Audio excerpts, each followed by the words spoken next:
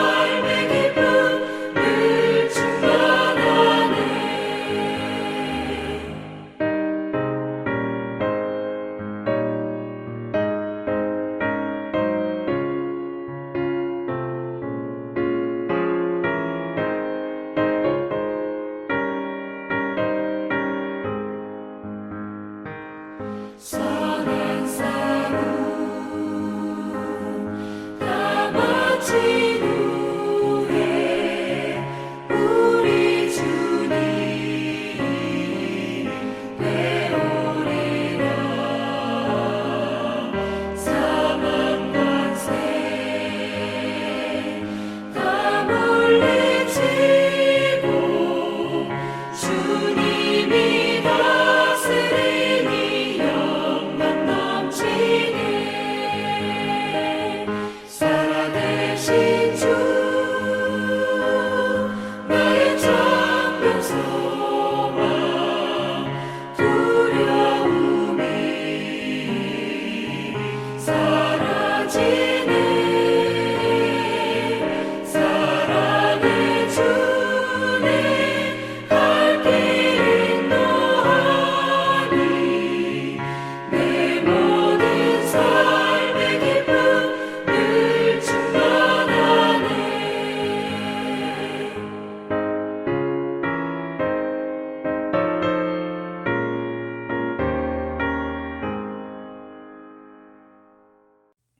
사랑과 생명의 주님이신 하나님 아버지, 사망과 권세를 깨뜨리시고 죽음을 이기시며 다시 살아나신 우리 주 예수 그리스도 이름을 찬양합니다. 부활의 아침, 주님에게 영원히 생명과 산 소망을 허락하신 그 크신 은혜에 감사드리며 이 거룩하신 예배로 자리를 불러주시고 나오게 하심을 진심으로 감사드립니다. 부활의 주님, 우리의 삶을 돌아봅니다. 우리는 여전히 세상의 염려와 두려움 속에 살아가며 부활의 기쁨을 온전히 누리지 못한 채 살아왔음을 고백합니다. 십자가의 은혜를 잊고 부활의 능력을 의지하지 못했던 우리의 언약함을 용서하여 주옵소서. 지난 한 주간 고난 주간을 보내며 주님께서 걸어가신 십자가의 길을 묵상하게 하시고 그 은혜 가운데 살게 하심을 감사드립니다. 이제 부활의 아침 맞이하여 우리 믿음을 새롭게 하시고 날마다 부활의 능력으로 살아가는 참진 성도의 삶을 살게 하옵소서. 고난 가운데 있는 이웃을 위하여 기도합니다. 질병과 경제적 어려움, 관계의 아픔과 외로움 속에 눈물 흘리는 이들이 기억하여 주옵소서. 주님의 위로가 그들에게 심령에 임하게 하시고 절망의 자리에도 다시 일어설 수 있는 소망을 허락하여 주시옵소서. 우리가 그대로 외면하지 않게 하시고 사랑으로 함께하며 섬기는 손과 발이 되게 하옵소서. 부활의 주님, 친히 그들의 삶 가운데 찾아가 주옵소서. 어두움과 슬픔과 자리마다 빛으로 임하셔서 상한 마음을 싸매시고 새 힘과 회복 그 은혜를 허락하여 주시옵소서. 이 나라의 민족을 위해 기도드립니다. 갈등과 분열이 있는 곳마다 화해와 연합의 은혜를 허락하여 주옵소서.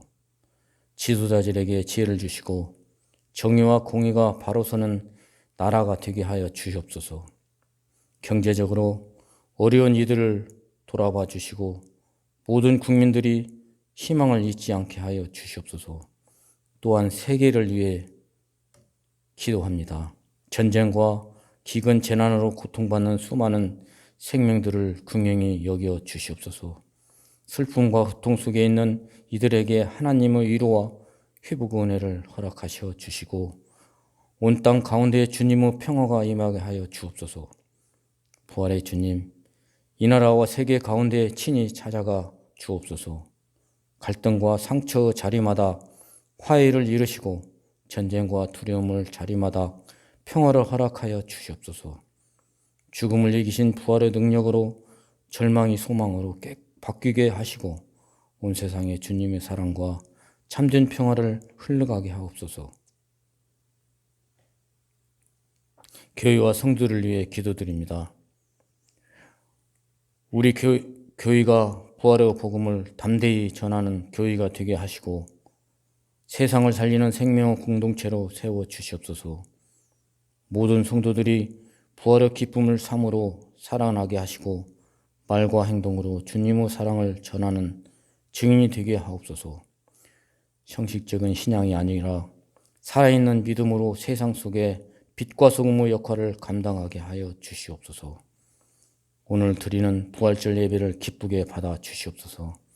찬양 가운데 임하셔 주시옵시고 기쁨 가운데 기도 가운데 응답하여 주시며 선포되는 말씀이 우리의 심령을 깨우는 생명 능력이 되게 하옵소서. 말씀을 전하시는 목사님께 성령의 충만함과 능력을 더하여 주시고 그 말씀이 살아있는 하나님의 음성이 되어 우리의 삶에 새롭게 하옵소서. 성가대의 찬양을 기쁘게 받아주시고 그 찬양을 통해 부활의 기쁨과 은혜가 온 성도들에게 깊이 전해지게 하옵소서. 또한 보이지 않는 자리에서 섬기는 모든 교회 봉사자들이 기억하여 주시옵소서. 그들의 수고와 헌신 위에 은혜를 더하여 주시고 기쁨과 감사로 감당하게 하옵소서. 이 예배 가운데 부활의 주님께서 친히 임재하셔서 우리 심령에 새롭게 되고 부활의 은혜에 충만해지는 시간이 되게 하옵소서. 사망에서 이기시고 다시 살아나신 우리 주 예수 그리스도 이름으로 감사하며 기도드립나이다. 아멘.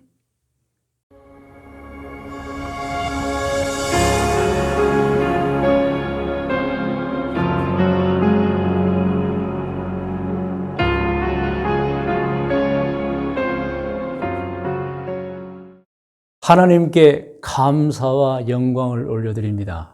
오늘은 2026년 4월 5일 부활주일입니다. 오늘 부활주일 예배드린 여러분 모두를 축복합니다. 항상 행복하게 사시기를 축복합니다. 그리고 항상 매일 건강하게 사시기를 축복합니다. 그리고 여러분 질병이 있는 분들은 정말 깨끗하게 치료받고 회복되기를 축복합니다. 그리고 여러분들이 하는 모든 일들이 잘 되어지고 이루어지기를 축복합니다. 그리고 가족들, 형제, 친족들, 후손들이 다 잘 되기를 축복합니다. 할렐루야. 오늘 부활주일 말씀의 제목은 굳건한 부활신앙입니다. 그리고 성경 말씀은 요한복음 20장 24절에서 29절까지의 말씀입니다. 특별히 먼저 말씀을 드리면 요한복음 20장 29절에 오늘 본문 말씀의 핵심 가르침이 나와 있습니다. 예수께서 이르시되 너는 나를 본고로 믿느냐 보지 못하고 믿는 자들은 복되도다 하시니라, 이 말씀입니다. 자, 그러면 우리 화면에 오늘 본문 성경 중에 요한복음 20장 24절에서 25절까지의 말씀을 같이 읽으면서 제가 설명하겠습니다. 24절입니다. 12 제자 중에 하나로서 디두모라 불리는 도마는 예수께서 오셨을 때에 함께 있지 아니한지라. 무슨 말씀인가요? 예수님께서 하나님의 뜻을 다 이루시고 인류 구원의 모든 하나님의 사랑을 십자가에서 고난당하시고 죽으시면서 다 이루셨습니다. 그리고 나서 3일 만에 부활하신 거예요. 그리고 이제 제자들이 모여 있는 곳을 찾아왔습니다. 그런데 그곳에 다른 제자들은 다 있었는데 도마만 없었다, 이런 말씀이에요. 자, 25절. 다른 제자들이 그에게 이랬다는 것은 예수님 오셨다가 가신 후에 도마가 왔어요. 그에게 이르되, 같이 읽어요. 우리가 주를 보았노라 하니 도마가 이르되 내가 그의 손에 못자국을 보며 내 손가락을 그 못자국에 넣으며 내 손을 그 옆구리에 넣어 보지 않고는 믿지 아니하겠노라 한 거예요, 여러분. 다른 제자들이 너무너무 기뻐서 도마가 올 때 우리가 부활의 예수님을 만났다, 예언대로 예수님 부활에 우리를 찾아오셨다 그랬는데 이 도마의 반응이 영 시원치 않는 거예요. 그래? 그래도 나는 못 믿겠어. 내 눈으로 보지 못했어. 내가 예수님의 그 손등에 못 박힌 자국을 만져보고야 믿겠어. 내가 예수님의 옆구리에 창자국 손으로 만져보고야 믿겠어. 이렇게 말했던 것입니다. 그리고 8일이 지났습니다. 그러니까 이 8일이 지날 때까지 도마는 예수님의 부활을 믿지 않았던 거예요. 예수님이 다시 제자들이 모인 곳에 찾아오신 것입니다. 그리고 도마를 보고 말했어요. 도마야, 너는 어찌 내가 부활했다고 전하는 다른 제자들의 말을 믿지 않았느냐. 그러니 이제 너는 와서 내 손등에 있는 못자국을 좀 확인해 봐라. 그리고 내 옆구리에 내 손을 넣어서 창자국을 확인해 봐라. 그리고 내가 부활했다는 걸 믿으라고 한 거예요, 여러분. 그리고 이 말씀도 하셨습니다. 도마야, 믿음 없는 자가 되지 말고 믿는 자가 되라고 말씀하셨어요. 이 말씀이 오늘 본문 요한복음 20장 26절로 28절이에요. 같이 읽어볼까요? 26절. 여드레를 지나서 제자들이 다시 집안에 있을 때에 도마도 함께 있고 문들이 닫혔는데 예수께서 오사 가운데 서서 이르시되 너희에게 평강이 있을지어다 하시고 도마에게 이르시되 내 손가락을 이리 내밀어 내 손을 보고 내 손을 내밀어 내 옆구리에 넣어보라. 그리하여 믿음 없는 자가 되지 말고 믿는 자가 되라는 말씀이에요. 그때서야 비로소 도마가 예수님은 나의 주님이시요 나의 하나님이십니다라고 고백합니다. 자, 그 내용을 듣고 예수님께서 도마에게 하신 말씀이세요. 요한복음 20장 28절 29절입니다. 시작. 도마가 대답하여 이르되 나는 나의 주님이시요 나의 하나님이시이다. 예수께서 이르시되 너는 나를 본고로 믿느냐? 보지 못하고 믿는 자들은 복되도다 하시니라. 그렇게 말씀하셨어요. 자, 여기서 중요합니다. 29절 말씀은 사실상 예수님께서 도마를 책망하신 말씀이에요. 너는 나를 본고로 믿느냐? 보지 못하고 믿는 자들은 복되도다. 자, 여기서 우리는 왜 예수님께서 도마를 책망하셨는가 그 이유를 알아야 됩니다. 크게 두 가지가 있어요, 여러분. 하나는 다른 제자들이 다 봤어요. 예수님의 부활하신 예수님을 봤어요.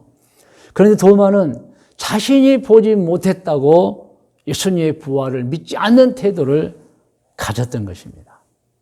여기에 여러분 도마의 마음과 말투가 나빴던 거예요, 여러분. 너희들이 예수님 만났다고? 나는 못 믿겠어. 내 눈으로 봐야 알겠어. 내가 예수님의 손등에 못 박힌 자국을 만져보고야 내가 믿겠어. 내가 예수님의 옆구리에 손을 넣어보고 창자국이 있는 걸 보고야 믿겠어. 사실 여러분, 이러한 도마의 태도는 내가 당신들 말을 어찌 믿어? 내 눈으로 봐야지. 사실상 업신여긴의 말투, 교만함이 가득했었던 것입니다. 그래서 예수님께서 도마를 책망하셨던 거예요. 다른 모든 제자들이 봤어요. 그런데 자기가 자기 눈으로 보지 못했다고 안 믿겠다는 거예요, 여러분. 사실 이런 도마 행위는 이해가 안 되는 거예요. 다른 사람들이 다 봤잖아요. 자기 혼자 안 봤잖아요. 그런데 다른 사람의 말을 믿지 못하는 거예요, 여러분. 그래서 예수님께서 도마를 책망하신 거예요. 그리고 도마에 숨겨있는 그 건방진 태도, 교만한 태도, 내 눈으로 보지는 못 믿겠다는 그 말투, 그런 마음을 책망하신 것입니다. 그리고 또 한 가지 이유가 있습니다, 여러분. 그것은 이후시대 누군가 도마처럼 말하는 거예요. 나는 모든 사람들이 예수님의 부활을 믿는다고 해도 믿지 못하겠어. 나는 내 눈으로 직접 보지 못해서 나는 믿을 수 없어. 그런 사람들이 있을 것이라고 아시고 도마를 책망하셨던 것입니다. 맞습니다, 여러분.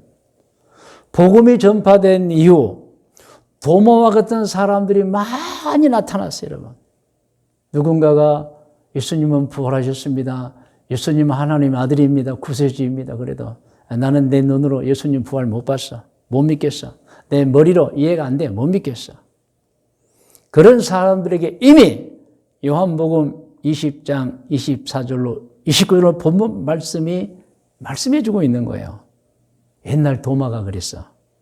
그런데 예수님이 도마에게 말씀해 주셨어. 너는 나를 본고로 믿느냐? 보지 못하고 믿는 자들은 복되도다라고 하셨어입니다. 여러분, 오늘 예배를 드리는 분들도 생각해 보시기 바랍니다. 혹시 도마처럼 예수님의 부활을 내 눈으로 못 봤어 라고 믿지 못하신 분이 있는가 싶습니다. 모든 사람이 봤다고 주장하는데, 모든 사람이 믿는다고 말하는데 나는 못 믿겠어. 내 눈으로, 내 머리로 이해가 안 돼. 이런 사람이 있느냐는 것입니다. 참고로 말씀드리면 저는 절대 도마 같은 사람이 아닙니다. 저는 예수님의 부활을 굳게 믿어왔고 지금도 확실하게 믿고 있습니다. 이유가 있어요. 첫째는 성경의 모든 기록이 하나님의 말씀이기 때문입니다. 그래서 말씀을 저는 믿어요. 또 한 가지가 있어요. 제가 겪은 영적 체험이 있기 때문에 믿는 것입니다.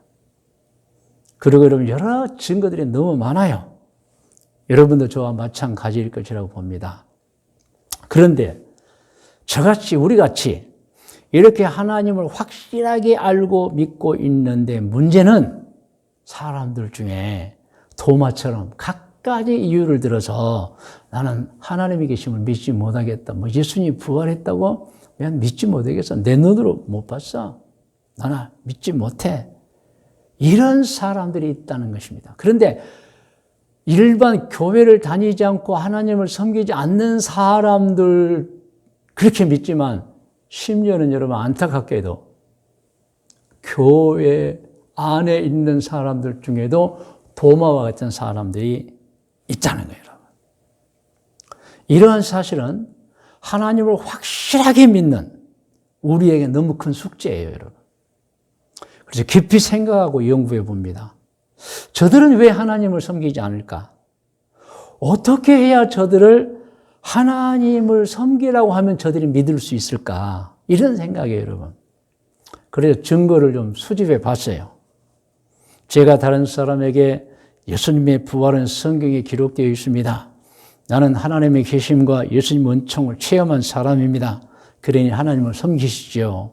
라고 하는 것은 어떤 사람은 그것을 신뢰하겠지만 어떤 사람은 도마와 같이 반응을 보인다는 거예요. 나는 못 믿겠어요. 나는 예수님, 하나님 못 봤어요. 나는 영적 체험도 없어요. 그리고 과학적이지 않아요. 뭐 이런 얘기를 하는 사람들이 있다는 겁니다. 그래서 저는 혼자 많이 고민하면서 연구를 거듭해서 세계적으로 유명한 과학자 중에 어떤 분이 하나님을 진실로 믿었는가, 그리고 우리 과학 중에 하나님이 있다라고, 하나님이 계시다라고 한 과학자는 있었는가 연구해 보니 있어요, 여러분. 있어요. 여러분, 제가 이 과학을 제가 적용하는 것은 일반 사람들이 하나님을 섬기세요 하면 과학적으로 맞지 않다고 하는 사람이 너무 많기 때문인 것입니다. 그래서 과학자들 가운데 과학적으로 하나님이 계신 건 맞습니다 한 과학자들을 찾아본 거예요, 여러분. 제가 찾았어요. 첫째, 파스텔입니다. 아주 유명한 과학자죠. 미생물학자입니다. 그가 실험해 봤어요. 실험 결과 이 세상의 모든 생명체는 우연이나 저절로 곧 스스로 생길 수 없다. 모두 만들어진 것이다라고 실험 결과를 발표한 거예요. 그리고 만든 분은 하나님이시다. 할렐루야. 이렇게 이러면 과학자들이 과학적으로 하나님의 계심을 설명하고 있는 거예요, 여러분. 두 번째 제가 찾은 과학자는 그 유명한 프랑스의 수학자의 과학자인 파스칼입니다, 여러분. 파스칼은 어느 날 강력한 성령 체험을 합니다. 그리고 그가 그때부터 무엇을 생각하느냐, 어떻게 하나님을 모르고 사느냐, 사람들이. 그래서 자신의 과거처럼 하나님을 믿지 않거나 희미하게 믿는 사람들을 위해서 책을 쓴 거예요, 여러분. 그게 이제 팡세잖아요. 팡세는 전도서라는 뜻입니다. 그래서 여러분, 파스칼이라는 사람은 평생을 과학자, 수학자로 살면서 어떻게 사람들을 전도할까? 하나님이 계시면 믿게 만들까? 그래서 여러분, 책을 저술했던 거예요, 여러분. 또 한 과학자는 이탈리아 사람 케플러입니다, 여러분. 케플러는 제가 우리 성도님들에게 여러 번 설명했죠. 케플러는 이탈리아의 뛰어난 과학자예요. 그런데 그는 아주 유명한 말을 남겼어요. 과학은 하나님의 창조를 더듬어 알아가는 학문이다. 이 과학자가 케플러예요, 여러분. 그러니까 과학이라고 하는 것은 하나님이 왜 계신 게 아니에요. 하나님 있는 게 아니에요, 여러분. 하나님의 창조를 더듬어 알아가는 과학이라고 한 것입니다, 여러분. 그리고 저는 이 러시아의 대문호 톨스토이 소개합니다. 세계 역사상 가장 위대한 소설가, 작가예요.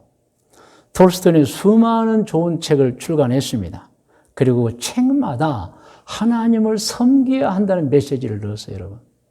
그래서 톨스토이의 책을 읽으면 정말 신앙에 감동이 오고 하나님을 막 배울 수 있어요. 톨스토이 유명한 저서를 제가 소개합니다. 화면에 나옵니다. 뭐 많이 있지만 몇 가지만 소개하면 사람은 무엇으로 사는가라는 책이 있어요. 그러면서 결론은 사람은 사랑으로 살아야 된다. 또 사람에게는 얼마만큼의 땅이 필요한가라는 단편집이 있어요. 이 내용은 사람에게는 묻힐 만큼의 땅만 필요하다. 이런 책들을 읽으면 하나님은 보여요. 신앙이 보여요, 여러분. 세 번째, 참회록입니다. 참회록은 죽음을 두려워하는 진짜 행복한 믿음의 삶을 살지 못해서더라고 얘기를 하는 거예요, 여러분. 사람들이 죽음을 두려워해요. 믿음이 없어서라는 거예요, 여러분.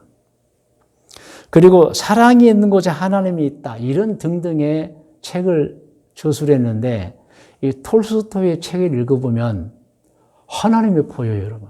굉장한 신앙의 감동이 있습니다. 그래서 많이 소개했지요. 그런데 여러분, 요 근래에 제가 정말 감동 있게 그 과학에 관해서 이제 알게 된 게 뭐냐면 유전공학입니다. 유전공학. 우리가 누군가에게 하나님이 계십니다. 예수님 부활하셨습니다. 라고 소개하면 어떤 사람은 도마처럼 합니다. 내 눈으로, 내 머리로 이해가 안 돼요. 내 눈으로 보지 못했어요. 그런데 여러분, 현 시대 가장 뛰어난 과학인 유전공학에서 사실상 하나님이 계시다고 여러분 선포한 겁니다. 제가 쭉 설명을 해 드리겠습니다. 화면 좀 아끼면 여러분, 제가 준비한 내용이 나옵니다. 같이 한번 읽어볼까요?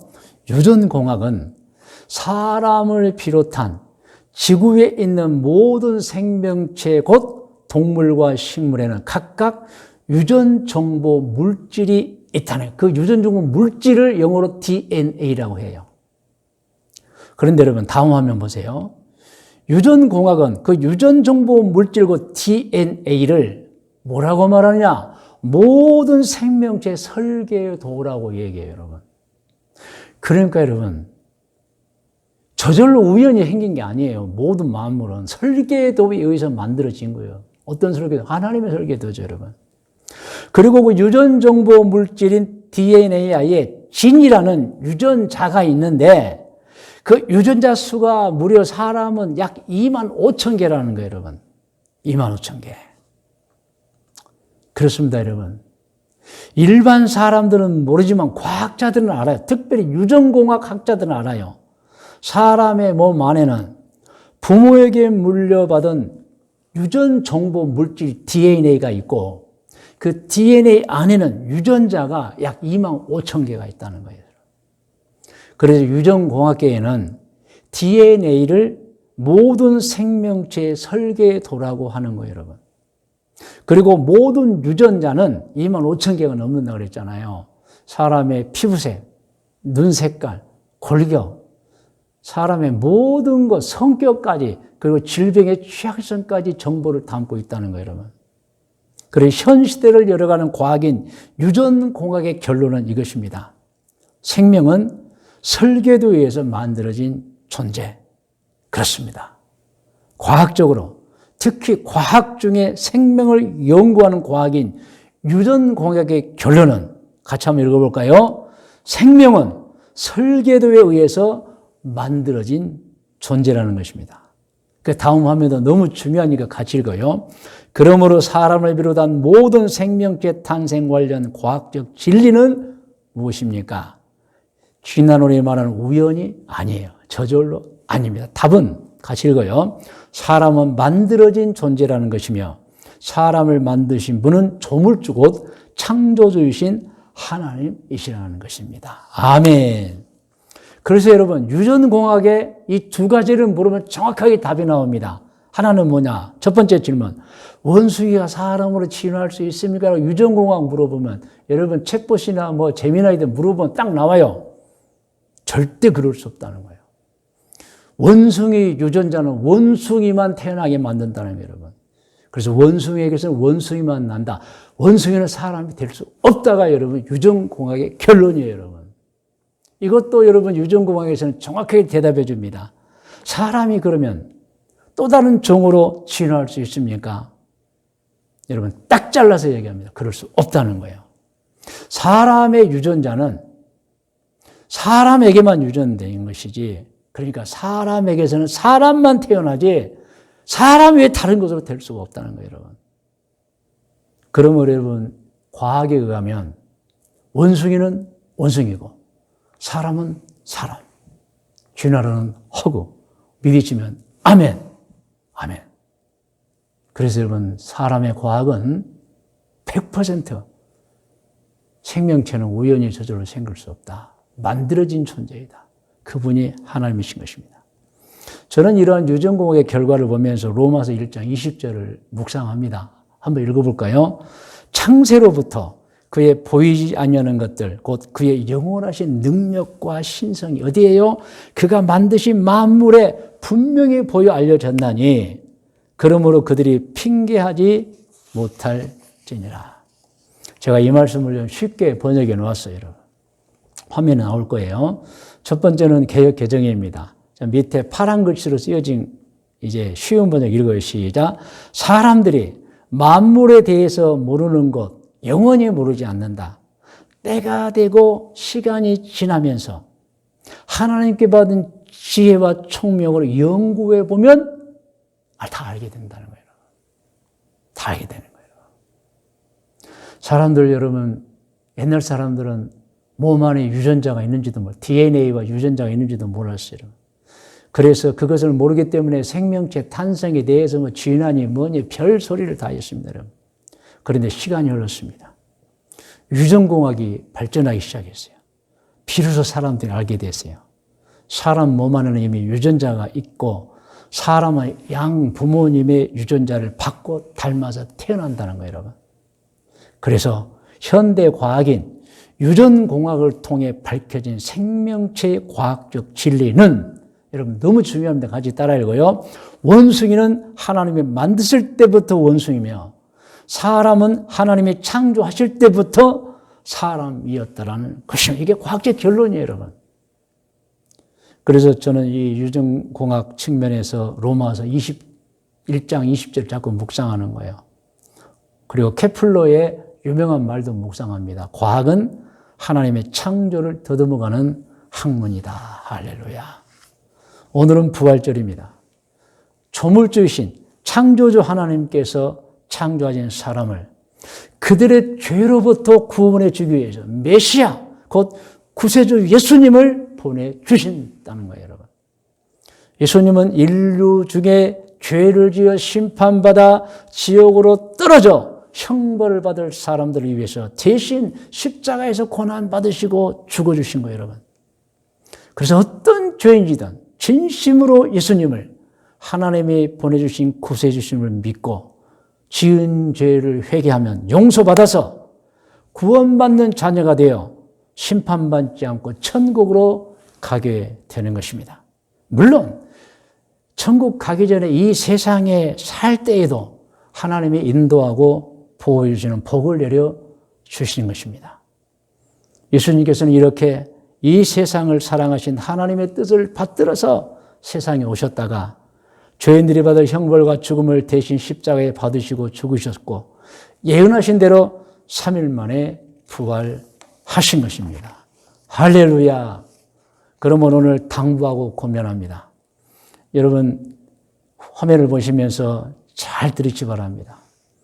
우주와 만물, 이 세상의 모든 동물과 식물, 그리고 사람을 하나님이 창조하셨다는 것을 굳게 믿는 신앙으로 평생을 사시기를 당부하고 고면하는 것입니다.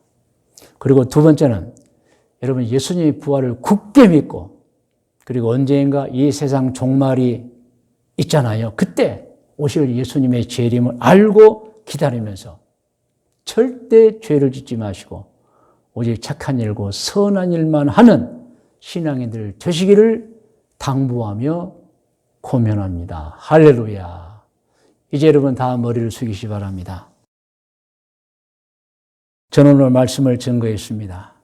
우리는 이미 체험과 성경을 통해 잘 알고 있습니다. 근데 사람들이 하도 과학적으로 이러니 저러니 해서 저는 과학자들 중에서 정말 하나님을 만났고 또 과학적 실험을 통해서 세상은 우연히 저절로 된 것이 아니고 만들어진 것이라는 것을 제가 말씀드렸습니다. 특별히 현대 가장 뛰어난 과학인 유전공학을 통해서 유전자를 통해서 원숭이는 원숭이고 사람은 사람일 뿐이다라는 과학적 결론도 말씀드렸습니다. 이 시간 기도하기를 원합니다. 하나님 말씀을 들었습니다. 이제 우주와 만물, 이 세상의 모든 동물과 식물, 그리고 사람을 하나님이 창조하셨다는 것을 굳게 믿는 신앙으로 평생을 살겠습니다라고 기도하시 바랍니다. 그리고 두 번째로는 예수님의 부활을 굳게 믿고, 그리고 언제인가 이 세상 종말에 있는 예수님의 재림을 알고 기다리면서 절대 죄 짓지 않고 오직 착한 일, 곧 선한 일만 한 신앙인이 되겠습니다. 이렇게 기도해 주시기 바랍니다. 다 같이 기도하겠습니다. 거룩하신 아버지 하나님, 오늘 부활주일 우리는 알았습니다. 깨달았습니다. 확인했습니다. 과학적으로 볼 때, 특별히 유전공학적으로 볼 때 원숭이는 원숭이고 사람은 사람이라는 깨달았습니다. 원숭이가 사람 될 수 없고 사람은 또 다른 존재가 될 수 없다는 과학적 결론을 받았습니다. 하나님, 저희들 정말 이와 같은 지식을 가지고 또 성경 말씀, 또 우리의 체험을 가지고 평생을 하나님의 뜻대로 살기를 원합니다. 정말 하나님의 창조를 굳게 믿고 살기를 원합니다. 예수님의 부활을 굳게 믿습니다. 그리고 언젠가 이 세상 종말에 있을 예수님의 재림을 믿습니다. 그때까지 저희들 죄를 짓지 않고 살겠습니다. 오직 착한 일, 선한 일만 하며 살겠습니다. 할렐루야. 예수님의 이름으로 기도드리옵나이다. 아멘. 사랑하는 성도 여러분, 이 시간 계속 기도하겠습니다. 우리가 기도할 제목은 여러분 자신의 문제 해결을 위해 기도하고, 여러분 가족을 위해 기도하고, 여러분의 진로를 위해 기도하고, 여러분의 꿈을 위해 기도하고, 특별히 질병의 치료와 회복을 위해 기도하고, 행복을 위해 기도하고, 사업장을 위해 기도하고, 직장을 위해 기도하시기 바랍니다. 하나님 반드시 응답해 주시는 것입니다. 다 같이 기도하겠습니다.